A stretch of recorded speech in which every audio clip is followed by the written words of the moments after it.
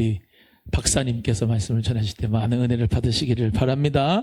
감사합니다. 나오시겠습니다. 박수 한번 하겠습니다.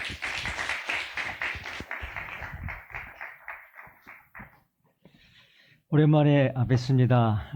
난 참 우리 장로님 같이 올 때랑 좀 혼자 부르시는데 나한테 하는 얘기 같아. 혹시 장로님 아프신 거 아니시죠? 농담입니다. 농입니다. 왠지 좀 아버지께서 이렇게 모르겠어요. 이런 얘기 너무 좋네요. 그래서 받았어요 제가요. 그래서 좀 참조하겠습니다. 오늘 말씀하고 연관이 있어서 하도록 하겠습니다. 자동차를 타고 여행을 떠나고 싶은 그런 날이 곧 오고 있잖아요. 그죠? 봄이잖아요. 그죠? 혹시 여기는 강원도랑 가깝더라고요. 강원도하고. 그래서 강원도에 어떤 가족이 강릉이나 이런 데를 이제 바닷가를 가기 위해서 자동차를 아빠가 몰고 아내가 옆에 타고 아이들과 함께 여행을 출발했어요. 출발하다가 아름다운 정류장이 아니죠. 휴게소에서 이렇게 이제 밥을 먹고 하다가 너무 아름다운 거야, 그 경치가. 그래서 어린아이가 아빠, 그러지 말고 여기서 밥 먹고 놀다가 가자. 어디 가자? 집에 가자 그런 거예요. 그리고 중간에 목적지까지 못 가고 거기 너무 아름다운 곳이고 너무나 쉬기가 좋아서 돌아오는 그런 여행의 이야기가 있었어요. 오늘의 이야기가 무슨 얘기냐면 오늘 이야기가 어떤 그 가나안 땅까지 가야 되는데 이 데라가 가나안까지 가지 못하고 중간에 머물러서 죽게 되는 그런 이야기를 지금부터 시작하려고 합니다. 그래서 데라는 여러분 아시다시피 잘 아는 사람이긴 합니다만은 데라는 과연 누군가? 그래서 데라라는 이름은 파워포인트에 나옵니다. 따라오시면 되겠습니다. 간단해요. 데라는 사실 아까 아브라함의 아버지입니다. 아브라함의 아버지입니다. 중요한 인물이에요, 사실은요. 그러니까 성경에 보면 성경에 한 줄 나오고 한 단어 나오기도 어려운데 굉장히 많은 분량을 차지했고 누구를 낳았고 그리고 몇 살 때 죽었더라 이렇게 어디서 살았고 이런 걸 보면 데라는 인물은 굉장히 중요한 인물이라는 것을 성경에서 볼 수가 있습니다. 그래서 데라는 아브라함의 아버지인데 뜻은 뭐냐면 요거만 아시면 되겠다. 여행이라는 단어를 갖고 있고요. 그 다음에 어딘가에 성경에 나오지만 화란이라는 곳에 지체하고 말았어요. 원래는 가나안까지 가야 되는데 중간에 정류장 화란이라는 곳에서 멈춰버렸기 때문에 이름이 아마 지체하다 그런 이름을 담고 있는 것 같습니다. 데라의 족보를 한번 볼까요? 파워포인트에 보시면 이렇게 되는 거죠. 그동안 우리가 이제 아담도 공부했고 셋도 얘기했고 노랗게 쓴 거가 중요한 부분이죠. 보니까 노아랑 연결되네요. 노아의 셈족과 함께 가다가 쭉 넘겨가서 나홀 다음에 데라가 나옵니다. 데라가 나오고 아브라함이 아브람이었죠. 아브람 이렇게 되는 것입니다. 그러니까 족보 이야기입니다. 그러니까 데라의 선조들은 결국은 노아라고 하는 믿음의 조상, 믿음이 좋은 그런 사람, 하나님께서 특별히 선택한 살려주었던 그 족속의 한 족속이구나. 그런 조상을 갖고 있는 분이라고 하는 것을 알 수 있습니다. 그 다음에 가족을 한번 볼까요? 데라의 가족을 살펴보면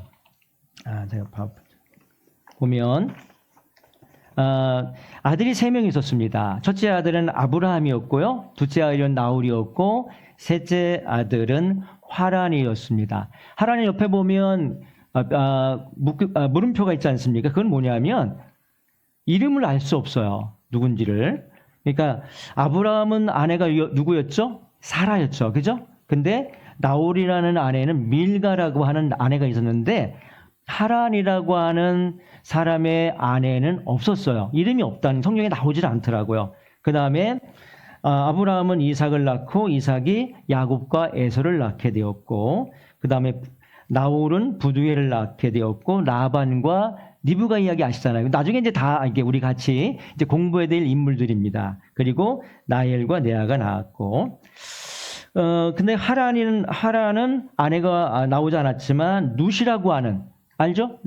롯이라고 하는 아들이 있었고 딸이 밀가라고 하는 딸이 있었다는 거가 이제 가족입니다. 이게 가족이고 차츰차츰 이제 알게 될 것입니다. 넘겨주시면 되겠습니다.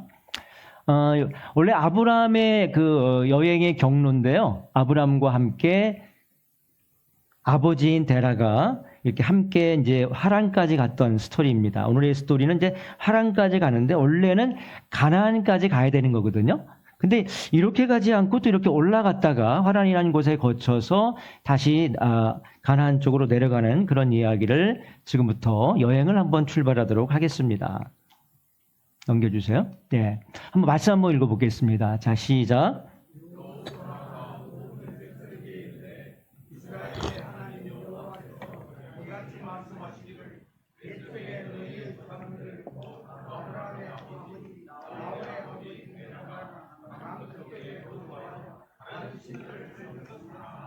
오늘의 말씀에는 다른 신을 섬겼더라. 데라가 다른 신을 섬겼더라. 이런 이야기는 나오지 않아요.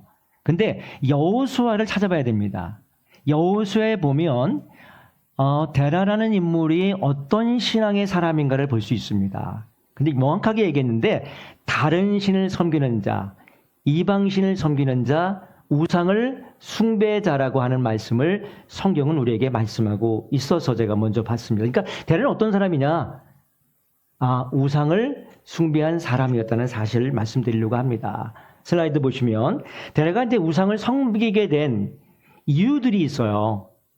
그러니까 이렇게 훌륭하신 노아라고 하는 가족, 노아라고 하는 족속에 조상을 두었던 선조를 두었던 그런 신앙의 후손이었는데도 불구하고 왜 데라는 이방신을 섬기고 우상을 섬기는 그런 사람이라고 하는 말을 듣는 그런 인물이 되었을까? 그러면서도 중요한 인물이죠. 왜? 아브라함의 아버지이기 때문에 이런 얘기입니다. 그래서 우상 숭배를 한 이유가 뭘까를 몇 가지를 봅니다. 성경에는요. 오늘 주신 말씀 외에는 사실 오늘 주신 그 본문의 말씀을 내게는 우상을 숭배했다는 말씀이 없지만 여호수아를 통해서 말씀하고 있어요. 이 말씀을 통해서 어떤 부분들을 우리가 추출할 수 있냐면 그 당시에 갈대인의 우르라고 하는 갈대아 우르잖아요. 그 지역을 보면 우리가 알 수 있습니다. 이거는 문화적인 영향이에요. 문화적인 영향이었고요. 갈대아인 갈대 우르라고 하는데 갈대인의 우르라고도 하고 갈대아 우르라고도 합니다. 근데 전통적으로 우상을 섬길 수밖에 없는 그런 지역이었습니다. 어느 지역이냐면 갈대아의 우르라는 것은 오늘날로 얘기하면 이라크입니다. 이라크가 있는 지역이에요. 거기 살았어요. 메소포타미아라고 하는 혹시 세계사 공부할 때 메소포타미아는 들었던 것 같아요. 메소포타미아라고 하는 문화가 굉장히 발전한 그런 나라, 그런 중심에 있는 그런 땅이기도 합니다. 그렇기 때문에 우상들도 많았어요. 우상이 굉장히 많은 도시였고요. 그 다음에 어떤 신을 섬겼냐면 달의 신을 섬겼어요. 달신. 달 알죠? 달을 믿는 그런 신이었는데 그거를 난나라고 합니다. 난나. 그런 것을 숭배하는 그런 지역의 사람들이었습니다. 그리고 거기는 그곳에는 특별히 그 점성술, 점을 치는 아니면 천문학 그런 거 있잖아요. 별을 연구하고 점성술 이런 거에 발달한 그런 지역이기도 했습니다. 굉장히 잘 사는 지역이기도 해요. 문화가 좀 발달도 했고 그러다 보니까 자연스럽게 우상들이 많았기 때문에 우상들을 섬기는 문화 속에 살았다. 이 문화가 그렇게 중요한 것 같아요. 저도 일본에 몇 개월 전에 갔다 왔습니다만 방학을 맞이해서 우상들 진짜 많더라고요. 800만 개의 우상이 있다고 그래요. 800만 개의 신이 있다. 그러니까 그 지역이 우상이 많을 수밖에 없는 지역이라는 걸 좀 느끼겠더라고요. 그날 저희가 갔을 때 지진이 일어났어요. 그러니까 우리 갔을 때 옆 동네에서 지진이 일어나는 거를 제가 목격을 했거든요. 가이드가 얘기하더라고요. 며칠 전에 우린 잠자고 있었는데 지진이 일어났습니다 정도로. 지진이 하도 많이 일어나니까 무서워서라도 자연의 신들을 섬기는 것이 아닌가라는 생각을 해봤습니다. 창세기 11장 31절에 보면 이런 말씀이 나오거든요. 제가 한번 읽겠습니다. 거기 보면 갈대아 우르를 떠나 가나안 땅으로 가고자 하더니 데라가요. 가나안 땅으로 가고자 하더니 하란에 거주하였더라고 말합니다.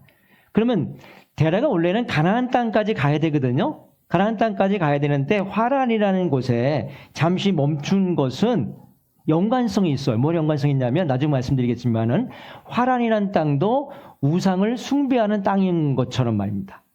우상도 섬기는 땅이었댔어요. 화란도 마찬가지로 관련성이 있어서 데라의 문화적인 습관, 습성들이 우상과 밀접한 관계, 지역적인 밀접한 관계 때문에 화란과 비슷한 그런 문화 속에도 있었기 때문에 화란도 마찬가지로 거기서 머물렀다라고 추측할 수 있습니다. 왜냐하면 화란에서도 마찬가지로 달을 숭배하는 신을 믿는 그런 중심지였기 때문에 올라가다가 화란에서 잠시 멈췄다고 하는 연관성이 있다는 것이죠. 그 다음에 가족과 조상들의 영향도 있습니다.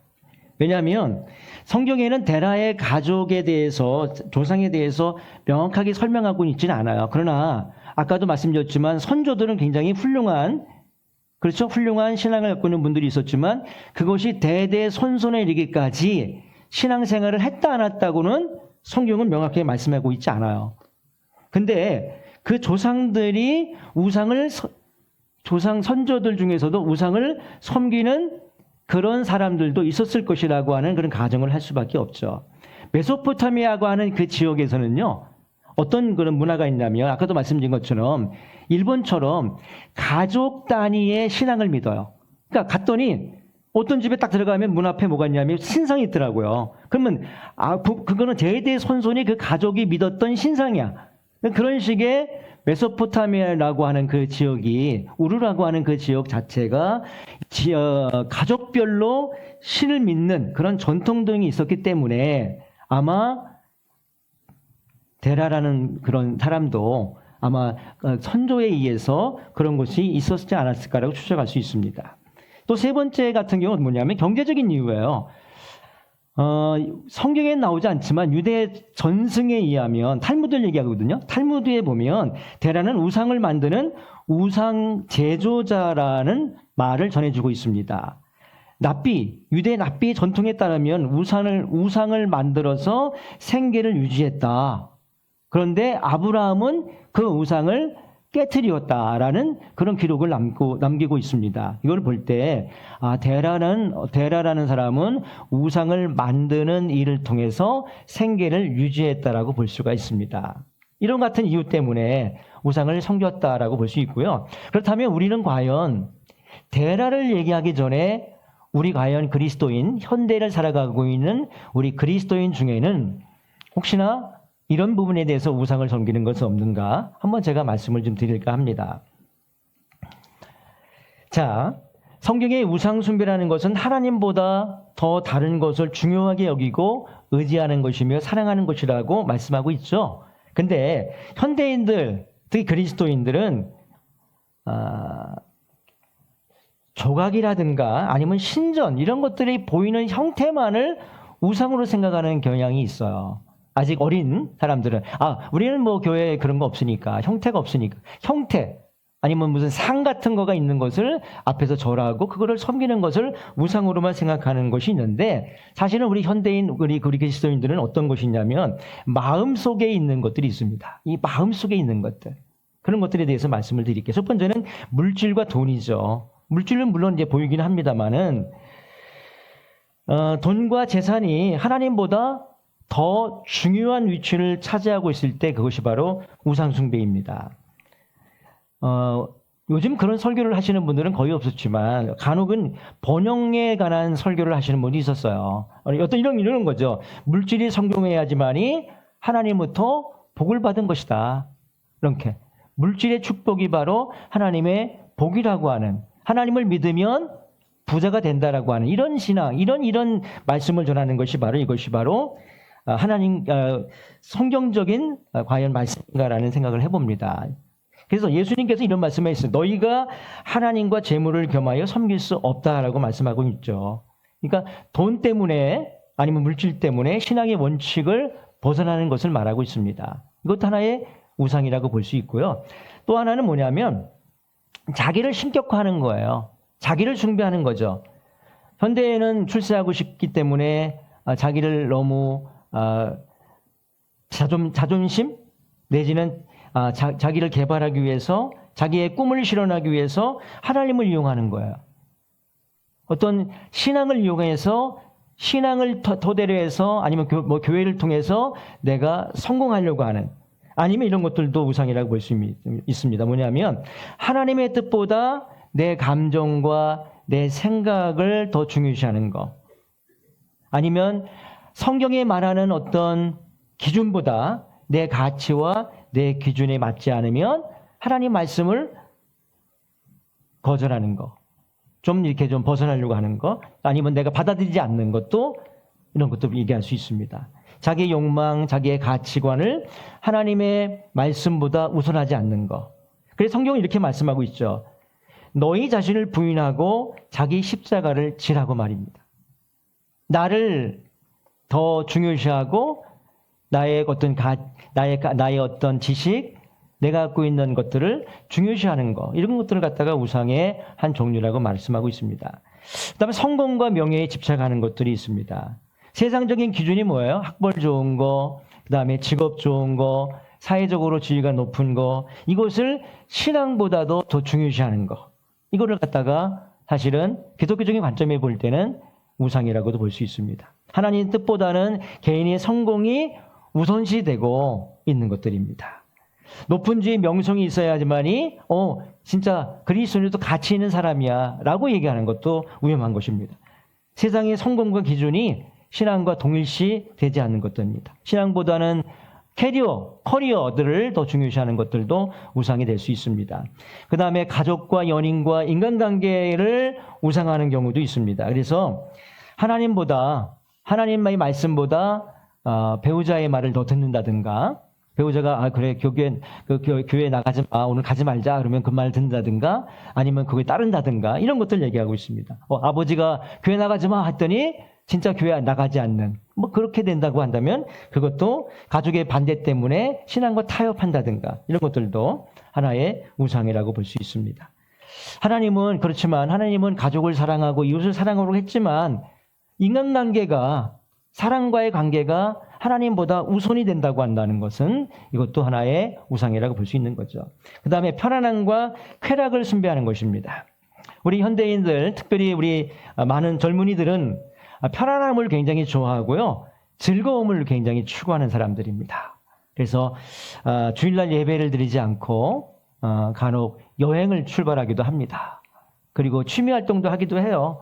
또 오락을 굉장히 좋아합니다. 이런 것들도 하나의 우상이 될 수 있습니다. 그래서 기독교를 하나의 내 삶을 사는 데 수단으로 생각하고, 돈 버는 수단으로 생각하고, 편안함으로만 생각하는 것도 우상의 모습이라고 볼 수 있고요. 극단적인 정치적인 이념과 강한 신념을 강조하는 것도 굉장히 위험한 것들입니다. 하나님보다 정치인들의 말을 따르거나 거기를 또 신뢰하는 것도, 이것도 신앙의 왜곡이라고 볼 수 있고요. 정치적인 입장을 너무 강조하고 신앙보다도, 하나님보다도 정치하는 사람들의 말을 더 신뢰한다든가, 이런 것들, 그것 때문에 갈등을 일으키는 것도 하나의 위험한 일이라고 생각합니다. 그 다음에 교회의 전통, 아주 강한 전통을 갖고 있는 교회도 있어요. 예배의 형태, 하나의 때문에 예배에 절대적으로 어떤 아주 목회자를 이렇게 절대적인 우상시하는 그런 교회도 있습니다. 목회자에 대해서. 그런 것들도 하나의 좋지 않은 어떤 하나님 보시기에 아름답지 못한 모습이라고 저는 생각을 해요. 그래서 교회의 전통이나 특정한 목회자의 말이 하나님 말씀보다도, 성경의 가르침보다도 더 중요하게 여긴다든가 강조하다든가, 이런 것들도 하나의 우상이 될 수 있습니다. 그 다음에 과학과 이성인데요. 물론 과학이 필요하죠. 과학과 합리성이 필요합니다만은, 그러나 하나님의 초월성, 그렇죠? 그런 것들도 무시하면 안 된다는 것이죠. 근데 성경보다도 과학이 더 진리라고 얘기한다든가, 아니면 하나님의 기적을 인정하지 않고 초월성을 인정하지 않는다든가, 이런 것들도 이성적으로 성경을 본다든가, 이성적으로 봐야 되지만 진짜 이성적으로만 보는 경우, 초월적으로 보는 것이 아니라 성경을 자기의 가치관과 기준에서 바라보는 것도 하나의 우상이라고 볼 수 있습니다. 마지막으로 SNS를 통해서 미디어나 대중문화인데요. 게임이라든가 유튜브라든가 이런 것들이, 드라마라든가 TV 드라마 아니면 노래 이런 것들이 신앙보다 더 중요한 위치를 차지하고 있다면 그것도 하나의 우상이라고 볼 수 있습니다.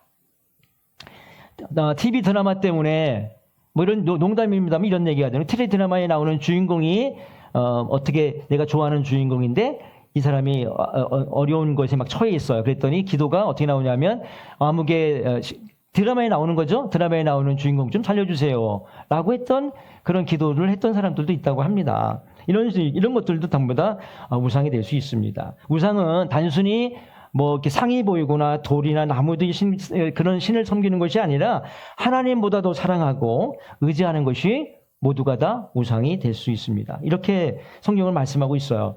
너희는 나 외에는 다른 신들을 내게 두지 말라. 출애굽기 20장 3절에서 그렇게 말씀하고 있습니다. 그 다음에 네 번째가 아니고 데라가 가나안을 떠난 이유가 과연 무엇일까라는 것이에요. 이 성경을 이야기해 보면 이제 데라가 아들 3명을 낳고 그 다음에 이제 우르를 떠나게 됩니다. 그 이유가 뭘 것인가라는 것이죠. 가나안 땅이라는 곳에 가나안 땅으로 왜 가려고 했을까? 그런 이유가 몇 가지가 있는데 그것이 창세기 11장 31절입니다. 그 이유를 한번 살펴보도록 하겠습니다. 제가 사실은 왜 떠났는가를 많이 생각해 봤어요. 그랬더니 우리 31장의 1절에 보면 뒷부분입니다. 갈대인의 우르를 떠나 가나안 땅으로 가고자 하더니 하란에 이르러 거기 거루하였으며 라는 말씀이 나오죠. 창세기 11장 31절입니다. 데라는 갈대아 우로에서 가나안 땅으로 가려고 했으나 화론에 머물렀습니다.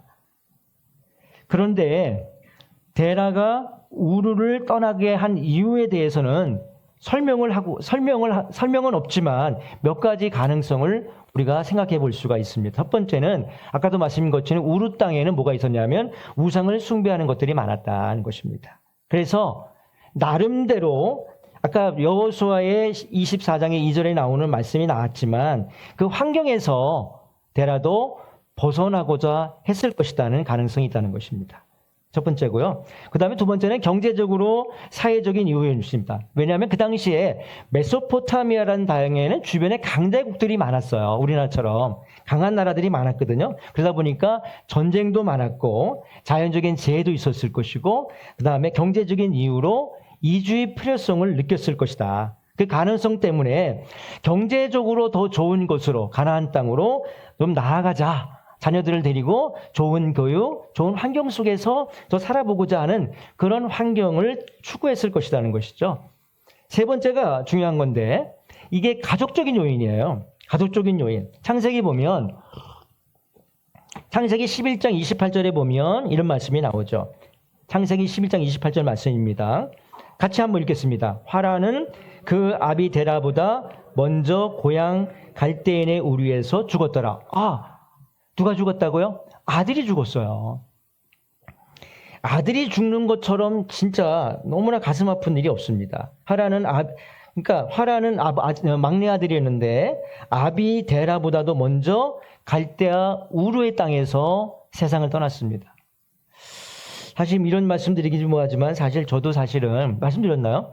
사실 자녀를 한번 잃은 적이 있었습니다. 제가 굉장히 충격을 입었거든요. 사실 그때. 근데 사실 충격을 안고 정신병원에 들어가지 않은 것만 해도 다행이에요, 사실은. 왜냐하면 그 정도로 충격이 크더라고요. 제가 대학원을 이제 뭐 간단히 말씀드리면 대학원을 이제 스탑을 하고 그랬습니다. 그리고 나서 하여튼 굉장히 충격을 많아서 지금도 말할 수가 없을 정도의 충격이 있었습니다. 근데 이게 자녀가 자기 자신보다 먼저 잃은 것처럼 가슴 아픈 일이 없고 가슴을 깊이 가슴속에 누울 수밖에 없는 거기 때문에 사실은 제가 충격인지 모르겠지만 하나님 앞에 무릎을 꿇었어요. 하나님 앞에 무릎을 꿇고 신학을 결정하게 된 거죠. 제가 일반 대학원은 아니었고요. 일반 대학에서 그쪽 길로 관광 계통인데 관광 쪽으로 해서 이제 교수가 되려고 이제 대학원을 석박사 과정을 하려고 했었고 시작을 했었는데 그거를 내려놓게 만드시라고요. 다 필요 없다는 생각이 들더라고요. 내가 석박사에서 교수가 되고 싶은 마음들을 버리게 만드시고 그리고 나서 이제 하나님께서 살려주시면, 조건이 항상 붙잖아요, 그죠? 하나님께서 살려주시면 제가 신학을 공부해서 목사가 되고, 그때 하나님이 살려줬을까, 안 살려줄까요? 안 살려주시더라고요. 하나님이 죽이시더라고요.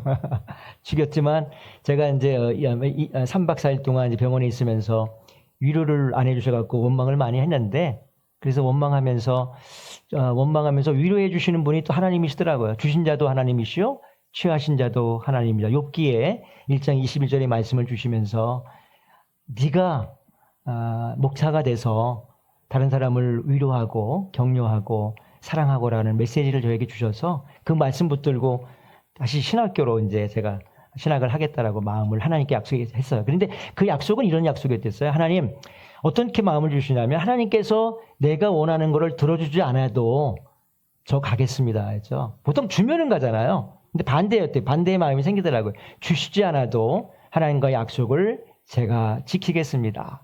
이 멋있는 거 아니겠죠? 그런 생각이 들더라고요. 주시지 않아도 그 약속을 지키겠습니다. 그래서 저는 지나고 났더니 비록 아이는 하나 없지만 딸이었는데 우리 큰 딸은 지금 살아 있고, 그죠? 이제 두 번째 아이가 세상을 떠나는데 그 아이가 없지만 저를 이렇게 또 목회자의 길로 인도하기 위한 방법이었나 이런 생각을 해보긴 해요. 했습니다.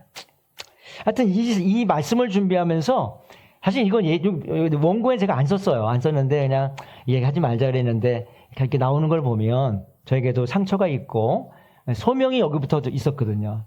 아마 제가 보기에도 데라도 아마 그 땅이 싫었을 거라 생각이 들어요. 제가 병원에 있는데 여의도 성모병원인데 너무 여의도 성모병원이 가기도 싫어요. 그 정도로 아픔이 있는 곳이기 때문에 아마 이 가족적인 요인 때문에 떠나고 싶었지 않았을까라고 봅니다. 그 다음에 하나님의 부르심이에요. 저도 하나님의 부르심이 있었던 사람입니다. 그겁니다. 그 사건이었습니다. 하나님의 부르심이 뭐냐면 여기서는 나오지 않지만 이제 아브라함을 이야기할 때 우리 창세기 12장에 보면 하나님께서 명확하게 그 데라의 아들 아브라함에게 하나님이 콜링하시거든요. 하나님의 부르심과 하나님의 계획하심이 있어요. 자, 이런 생각을 해봤어요. 데라는 직접 하나님부터 떠나라는 말씀을 듣지 못했지만 아브라함에게 주셨구나. 아브라함을 사용하시려고 하나님께서 미리 데라에게 하나님의 계획하심과 섭리가 움직였다는 것이죠. 거기 상당히 저는 의미가 있다고 봅니다. 저희 아버님이 예수 믿는 분이 아니세요. 저희 어머니도 예수 믿는 분이 아니셨어요. 근데 왜 저를 불렀을까? 저희 사촌, 팔촌까지 목사가 딱 한 명인데 저거든요. 근데 왜 저가 목사가 되었을까? 이것은 저는 그렇게 생각합니다. 하나님께서 안 믿는 가정에 태어났지만 하나님의 방법은 다르구나.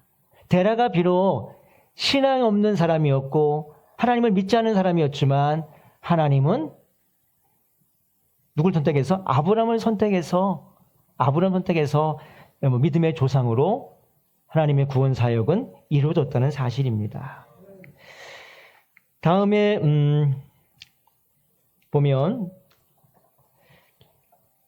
결론적으로 볼 때는 이 복합적인 거예요. 가족의 이야기, 하나님의 계획하심, 그렇죠? 그 다음에 사회적인 여건, 경제적인 여건, 이거 복합적으로 이것이 그런 어떤 데라가 우르 땅을 떠날 수밖에 없게 만들었다는 것입니다. 그러나 결국은 뭐예요? 하나님께서 하셨다는 것이죠. 하나님의 계획 속에. 그리고 나서 그렇다면 아까도 말씀드렸지만은 또는 이 말씀을 보면서 이런 또 질문을 던졌습니다. 어떤 질문 던졌냐면 아니 그렇게 아들이 3명이었는데 왜 막내 아들 하란을 왜 죽였으며 지역 아들 이름도 하란이고 아브라함이 머문 곳도 하란이란 말이에요. 그래서 하란을 한번 생각해 봤어요. 아들이 왜 죽었을까? 그 이유가 뭘까? 창세기 11장 28절의 이야기입니다. 계속해서. 그 원인은 성경에 나오지 않아요. 그러나 죽었다는 이야기가 나오는 걸 봐서는 뭔가가 의미를 두고 있다는 것이잖아요. 그래서 그것도 먼저 세상을 떠나겠단 말이죠. 그래서 한번 생각을 해보고 연구를 좀 해봤어요. 그랬더니 하란이 죽을 수밖에 없는 이유가 있는데 그 이유 바로 질병일 것이다. 아니면 자연사일 것이다가 첫 번째 나오더라고요. 제 생각으로는. 그죠? 그렇겠죠. 아무래도. 아니, 그 질병 아니면 자연사일 것이다. 근데 왜냐면 그쪽 지역에는 의료라든가, 물론 있었겠지만 지금처럼은 아니잖아요. 그죠? 질병에 걸리거나 병에 걸렸을 것이다. 왜냐하면 메소포타미아 지역이 위생적으로 지금 같은 현대적인 건 아니었기 때문에. 그래서 유행병이 있을 수도 있고요. 그 다음에 사고와 질병이었을 것이다. 왜냐하면 주변에 강대국들이 많았다 그랬잖아요. 그죠? 그러니까 아마 전쟁도 있을 것이고, 그래서 아마 죽게 되었을 것이다. 군사적인 충돌로 의해서도 사고로도 죽을 수 있을 것이다 생각을 해봤고요. 또 세 번째 생각은 뭐였냐면, 아까도 우상 얘기했잖아요. 그죠? 종교적인 이유다. 우상 숭배 때문에, 종교적인 의식 때문에 갈등이 생겨서 죽을 수도 있고, 그죠? 어떤 신앙적인 어떤 갈등에 의해서 죽일 수 있고, 아니면 뭐 다른 것, 반대해서 죽을 수도 있고, 라는 생각을 해봤습니다. 그 다음에, 아까도 말씀드린 것처럼, 하나님의 계획과 섭니다. 성경에는 항상 의미 없는 말씀들을 적어 놓지 않거든요. 그래서 하란이 죽었다는 이야기가 성경에 나오는 것처럼, 하나님의 섭리 가운데, 아브라함의 민족이, 그죠? 데라의 민족이 하란에 갈 수밖에 없고, 가나안까지 갈 수밖에 없는 하나님의 계획하심과 섭리 때문에 그렇게 하나님께서 움직이게 만드셨다는 것이 저의 마지막의 생각이긴 해요. 하란이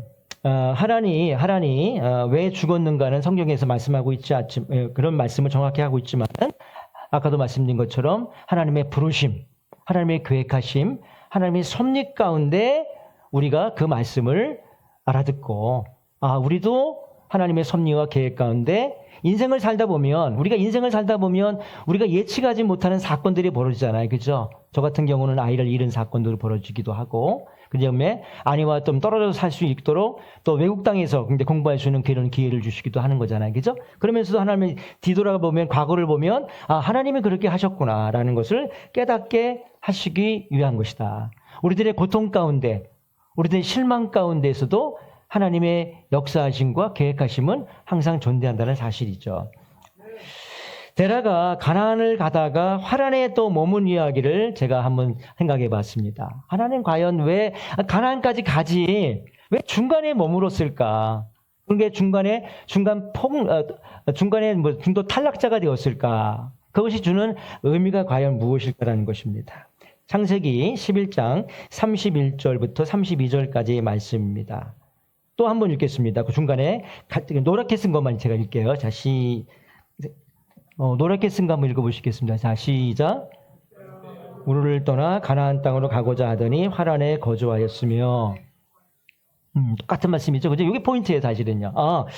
이분이 자녀들과 함께 아들과 며느리와 손자들과 함께, 그 당시에는 이제 사라도 있었어요. 사레죠. 아브라함의 아내 사레도 함께 갈대 우르를 떠나서 가나안 지역까지 가야 되는데, 갔다가 이렇게 가야 되잖아요. 그죠? 근데 하란에 가서 거주를 하였더라. 데라의 나이가 몇 살이요? 205세 되었더라. 그리고 어디서 죽었어요? 가나안까지 못 가고 하란에서 죽었더라. 이런 것이 성경에 써 있는 걸 볼 때, 여기에는 우리에게 주는 메시지가 있다는 것이죠. 우리에게 주고자 하는 하나님의 어떤 교훈들이 있다는 것을 한번 살펴보도록 하겠습니다. 첫 번째 교훈은 저는 그렇게 생각합니다. 우상 숭배의 문화에 익숙했기 때문이다. 중간에 머무는 것이 우상 숭배에 익숙했기 때문이다. 과거에 집착했다는 것이죠. 아까도 말씀드렸잖아요. 갈대와 우로도 우상 숭배지였잖아요. 그죠? 근데 마침 하란까지 딱 갔는데 거기도 환경이 똑같아요. 야, 이게 신기하죠? 아니, 여기서 내가 믿었던 그 우상과 달신을 믿었는데 달신들이 위에 또 하나님 또 있는 거예요. 그리고 우상 숭배가 너무 많은 거예요. 지역이. 그러니까 너무나 익숙하고 편안하고 믿는 사람들이 굉장히 많네. 그런 분위기, 종교적인 분위기, 문화적인 분위기에 가득 찬 그런 동네, 그런 지역이기 때문에 아브라함은 사실은 과거의 신앙을, 아버지의 신앙을 끊고 나름대로 하나님을 믿는 그런 마음이었고요. 근데 이 아버지 데라는 과거의 그런 어떤 것들을 끊지 못하는 그런 상태의 사람이었다는 것이죠. 그렇다면 이것을 통해서 우리에게 주고자 하는 메시지, 우리는 어떻게 인생을 살 것인가, 어떻게 신앙생활을 할 것인가를 보면, 예배를 드리지만 우리가 신앙생활을 잘하고 기도를 드리지만 아직도 저도 마찬가지예요. 저 여러분만 얘기하는 거 아닙니다. 세속적인 가치관을 따르면서 신앙을 타협하는 인생을 사는 것은 아닌가. 제가 이제 직장 생활을 하고 있는 사람이잖아요. 그죠?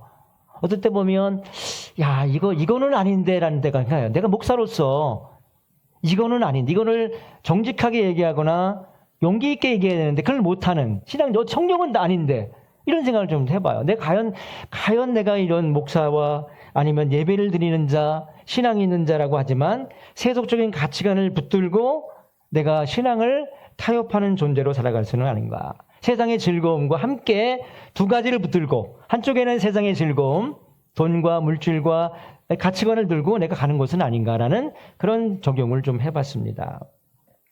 제가 그런 거를 고백할 수밖에 없었던 게 뭐냐면 제 딸을 제가 교육을 할 때 이렇게 교육했던 것 같아요. 아빠처럼 교수 되라. 이게 세상적인 가치관이거든요. 아니 아이의 능력도 판단하지 않고 아이의 능력도 내가 생각하지 않고 아이가 무엇을 좋아하고 되는 것도 생각하지 않고 아빠 직업이 좋으니까 아빠처럼 됐으면 좋겠다는 그 욕심 때문에 저는 그걸 강조했어요. 그래서 심리학을 공부하거라. 심리학을 공부하면 그리고 심리학 박사를 받고 오면 자리가 열릴 것 같아라고 해서 심리학으로 공부시켰어요. 그리고 중간에 포기했잖아요. 그 아이가 대학교 3학년 때 엉엉 울면서 나한테 얘기하더라고요. 아빠 때문에 공부했는데 성적표를 보여주지 않더라고요. 성적표를 한 번도 본 적이 없습니다. 성적을 얘기하지 않아요. 아마 내가 보기엔 성적이 좀 나쁜 것 같아요. 그러니까 아빠를 실망시키고 싶지 않았나 봐요. 2년 동안 참았다가 3학년 때 울면서 나에게 그러더라고요. 아빠 때문에 공부했다. 그래서 내가 무릎을 꿇지 않았지만 우리 딸한테 거의 무릎 꿇다시피 해갖고 저도 울면서 미안하다. 아빠의 욕심 때문에 네가 그렇게 되었으니까 네가 하고 싶은 건 뭐냐 그랬더니 이제 과를 바꾸고 싶대. 전과하고 싶대. 전과. 그래서 전과를 시켜줬어요. 심리학에서 가정 이렇게 아동 가정으로 본인이 원하는 것으로 거의 전과가 돼서 졸업을 하더니 지금도 공부하고 담쌌어요. 공부를 가장 싫어해요. 미용을 좋아하고 그리는 걸 좋아했던 아이를 갖다가 잘못된 옷을 입혔던 거를 제가 회개했죠. 이게 뭐냐면 결국은 그거야. 내가 이게 신학을 아니 성경을 가르치는 선생으로서 아니면 목사로서 가치관은 세상적인 가치관에 두고 남들의 시선을 내가 의식했구나. 라는 후회를 그때 하고 좀 고치려고 노력을 합니다만은 역시 나도 세속적인 가치 이것을 말하는 겁니다. 과거를 잊지 않고 과거대로 그냥 갖고 있는 거죠. 그 다음에 마태복음의 6장 24절에 보면 이런 말씀이 나오잖아요. 찾아보시면 좋습니다. 마태복음 6장 24절에 보면 한 사람이 두 주인을 섬기지 못하거니니 혹이를 미워하고 저를 사랑하거나 혹이를 중히 여기고 저를 경히 여길 것입니다. 너희가 하나님과 재물을 겸하여 섬기지 못하느니라. 아멘. 너희가 따라하시기 바랍니다. 한 사람이 두 주인을 섬기지 못한다. 하나님과 재물을 겸하여 섬기지 못하느니라. 제가 말씀드린 게 아니고 마태복음 6장 24절의 말씀입니다. 두 가지 가치관을 세상적인 가치관과 기준과 성경적인 가치관과 기준을 다 잘할 수 있을까요? 저는 불가능하다고 생각합니다. 그런 말씀이고요. 그걸 우리가 이 말씀을 통해서 우리 이 데라의 말씀을 통해서 저에게 주신 메시지라고 저는 생각하고요. 그 다음에 편안함과 안정적인 삶을 선택했기 때문이다. 아까도 말씀드렸지만 이제 우르라는 땅보다 훨씬 더 좋은 땅입니다. 하란이라는 땅은. 여기보다 훨씬 더 좋아요. 올라갔어요. 그랬더니 너무 평안하고 땅도 좋고 경제적인 발전도 잘 돼 있고 안정감도 있고 산업이 발달된 지역이었거든요. 굉장히 중요한 도시예요. 사람도 많았고. 갔더니 굳이 내가 가나안 땅까지 갈 필요 있을까? 생각이 든 거야. 그래서 머무르게 된 겁니다. 근데 머무리라는 것은 왜? 자, 아브라함과 데라가 차이점이 뭐냐면 아브라함은 하나님의 말씀을 직접 들었어요. 그죠? 하나님 말씀대로 간 거잖아요. 데라에게 성경을 아무리 찾아봐도 데라는 뭐가 없어요? 하나님께서 가나안 땅까지 가라는 말씀이 없다는 사실이에요. 말씀 때문에. 하나님의 명령이 아니에요. 명령이 아니라 아까도 말씀 가정적으로 문제가 생겼으니까 가정 간의 어떤 그런 어떤 괴로움 때문에도 있을 수 있고 여러 가지 경제적인 문제도 있을 수 있고 아니면 우상을 숭배하는 걸 한번 좀 떠나볼까 지역을 한번 갔더니 거기가 더 우상이 더 비슷한 게 있는 거야. 그 편안함을 또 느끼게 된 거죠. 이런 거 편안함과 안정된 삶을 선택했기 때문에 하나님의 말씀이 없고 가라는 명령은 없고 받은 것은 없는데 그런 세상적인 기준과 가치관을 갖고 데라가 우르를 떠나서 하란으로 가다 보니까 여기가 좋소이다. 여행을 하다가 휴게소가 너무 아름답고 좋고 편안하니까 거기서 머무르게 되는 그런 상태가 된 것이죠. 이거를 우리 삶 속에 어떻게 적용할 것인가를 보면 저는 이렇게 생각을 해봤어요. 하나님의 부르심을 따르기보다는 안전된 선택을 내가 하고 있는 것은 아닌가. 이런 적용을 해봤습니다. 왜냐하면 제가 이제 정년이 한 2년 남았잖아요.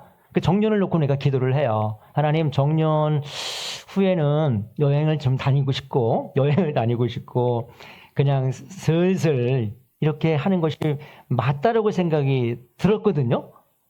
사실 들었어요. 왜냐하면 나도 이거 똑같아요. 그냥 편안하고 안락하고 그냥 나머지 정년은 그렇게 살려고 했는데 오늘 찬양을 보니까 나의 남은 생애는 행복한 전도자로 살려면서요. 찬양에서 오늘 장로님 부르셨잖아. 나의 남은 생애는 행복한 전도자로 살리라 하면서 눈물을 흘리시는데 정직한 예배자로 막 하는데 저도 그냥 조금 이제 후회가 또 되는 거야. 나는 그렇게 살려고 했는데 행복한 전도자로 남은 인생을 살려면서요. 한 달이 남든 1년이 남든 간에 근데 나는 뭐냐. 이건 하나님의 부르심을 따르기보다는 안전된 삶, 평안한 삶, 이거를 내가 선택하려고 했던 내 자신을 부끄럽게 생각했습니다.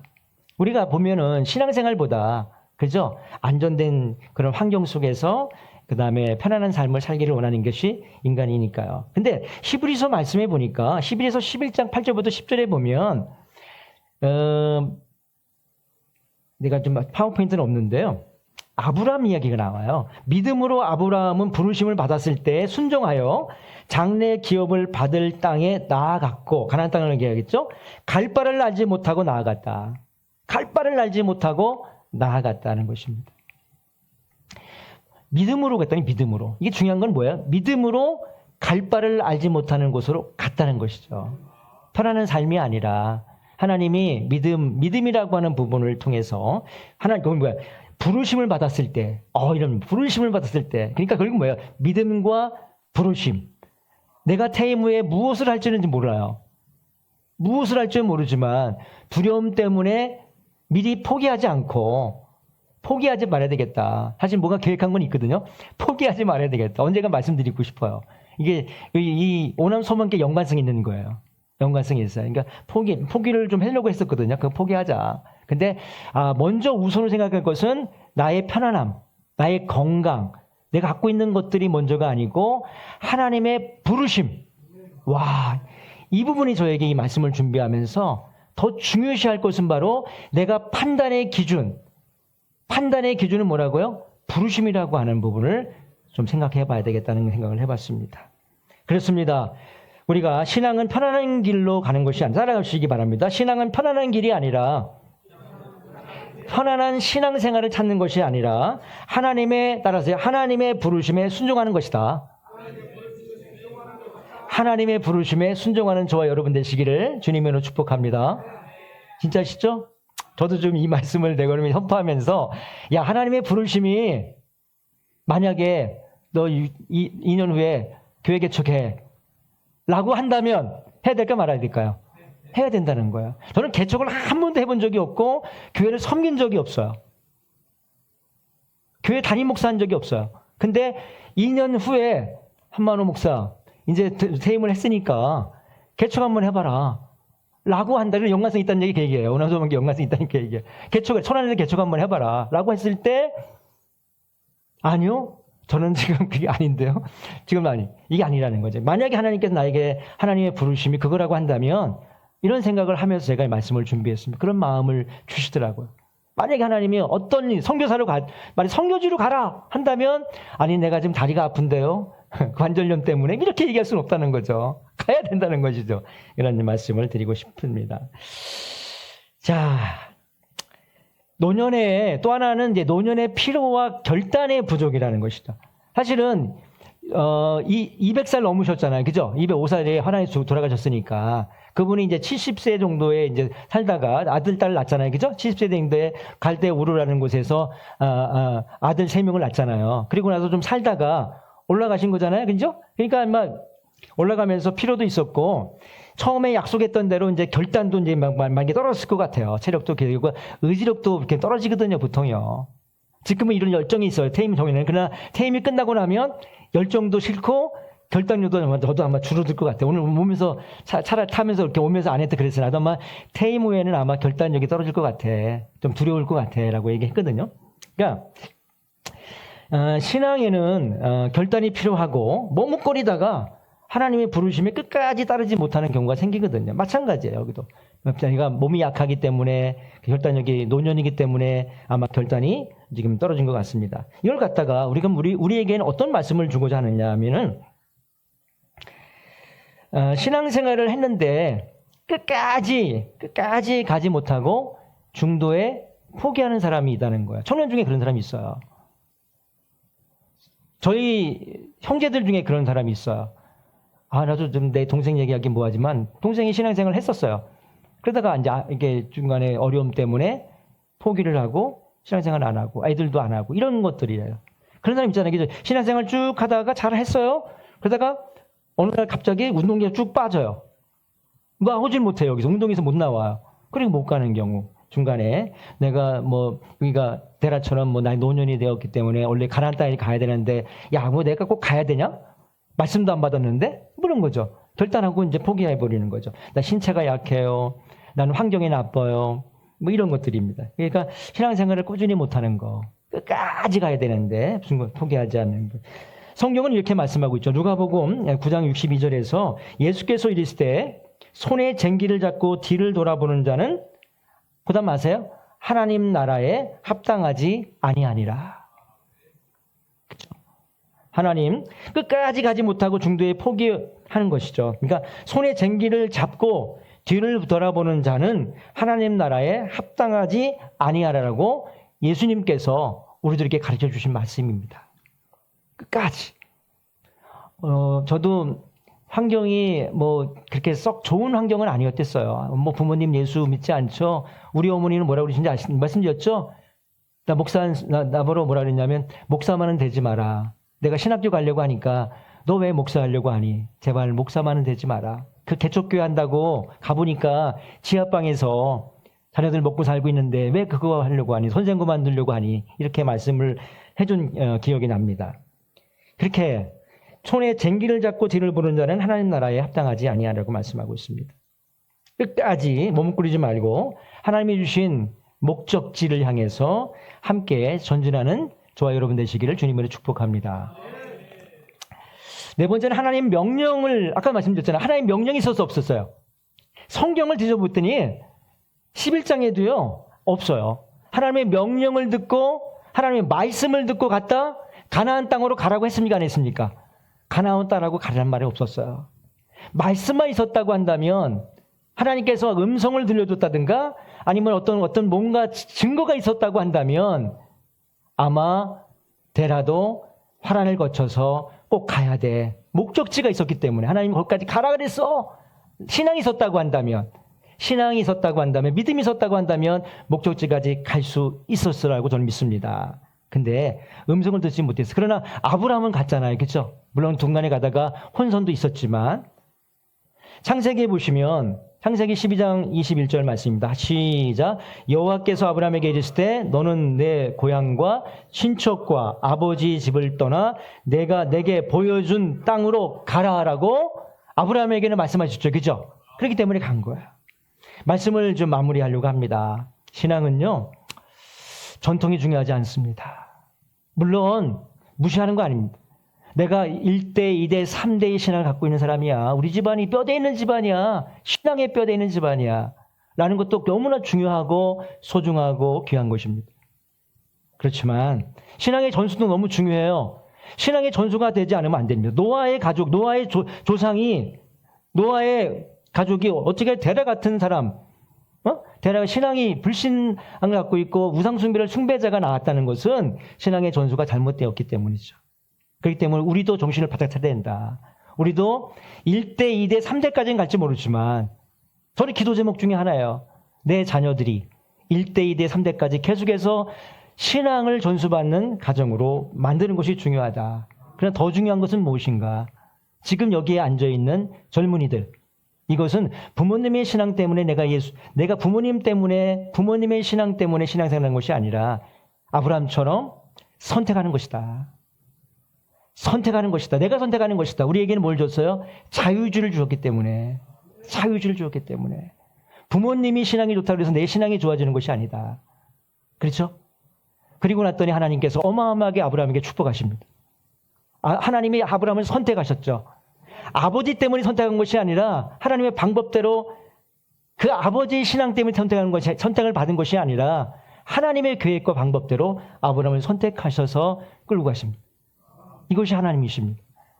그래서 데라는 실수가 있었고 그 다음에 부족했임에도 불구하고 하나님께서는 아브라함을 통해서 하나님의 구속자적인 계획을 추진해 나가시고 이루시는 분이십니다. 하나님은 그러신 분이세요. 데라는 가나안 땅까지 가려고 했지만 하란에서 멈추고 말았어요. 그 이유가 무엇이라고 그랬어요? 그 이유가 바로 하나님이 주신 말씀이 없었기 때문에, 하나님의 꿈이 없었기 때문에, 하나님의 약속을 없었기 때문에 라고 저는 믿습니다. 아까도 말씀드렸지만 이렇게 가다가 웅동에 빠지는 사건들이 벌어지잖아요. 그래서 웅동에 빠지잖아요. 자, 최종적인 목적지가 어디입니까? 여러분, 인생의 최종적인 목적지는 어디예요? 우리가 어디 가는 거는 거죠? 하란까지 가야 되나요? 가나안까지 가야 되나요? 가나안이 결국은 천국이라고 본다면 우리가 살아갈, 우리 현대인으로 바꾸면 우리가 살아갈 최종적인 목적지는 천국입니다. 하나님 앞에 가는 거죠. 근데 중간에 머뭇거려서는 안 된다는 거죠. 어디에서 머뭇거려요? 화란이라고 하는 곳에서 머뭇거리고 하찮은 사람이 있다는 사실입니다. 제가 아주 큰 교회 목사님이세요. 저도 그 교회 다녔던 사람이에요. 통합주 목사님인데 저기가 신도시, 제가 3번 신도시에 있었거든요. 3번 신도시에. 거기에 큰 교회 목사님이십니다. 굉장히 커요. 근데 그 아들이 신앙생활 안 한다는 얘기가 들려요. 그 훌륭하신 목사님. 그리고 그 신학교 이사장님이세요. 그런데도 불구하고 다 자녀들이 신앙의 전술가 되어서 하나님을 다 믿는 것이 아니고, 아까도 말씀드렸지만 자기의 선택입니다. 자녀들이 선택하는 것입니다. 아무리 신앙이 좋은 부모를 만나든 신앙이 없는 부모를 만나든 하나님이 주권적으로 하나님이 선택하셔서 그 인생을 살게 하십니다. 그렇기 때문에 중간에 하찮은 사람이 여기에 없기를 주님의 이름으로 축복합니다. 부탁을 드리고요. 아까도 말씀드렸지만 이렇게 운동에 빠지는 사건들이 벌어져요. 신앙생활 하다가 보세요. 어떤 사람은 너무 성공해서 운동에 빠져요. 너무 잘 나가요. 기도하지 않았는데 잘 나가요. 기도하는데 턱턱 붙어요. 기도도 안 했는데 뭔가 일이 잘 풀려요. 그래서 운동에 빠져서 그냥 여기까지 못 가고 천국까지, 가나안 천국까지, 목표지까지 못 가고 그냥 신앙을 버리는 사람도 주변에 봤습니다. 근데 너무 고난이 있어서 또 이렇게 교회를 떠나는 사람이 있어요. 하나님이 나를 왜 이렇게 만들어? 왜 자녀를, 저도 빠져도 되는 거죠, 그죠? 자녀를 날 하나님이 데려가셨어요. 그러면 이렇게 신앙생활 하고 싶을까 안 할까? 신앙생활 버리고 싶더라고요. 하나님 너무 원망스러운 거야. 아니, 나 새벽기도 열심히 나왔는데요. 나름대로 교회생활 열심히 했는데요. 근데 왜 나는 그렇게 됐나요?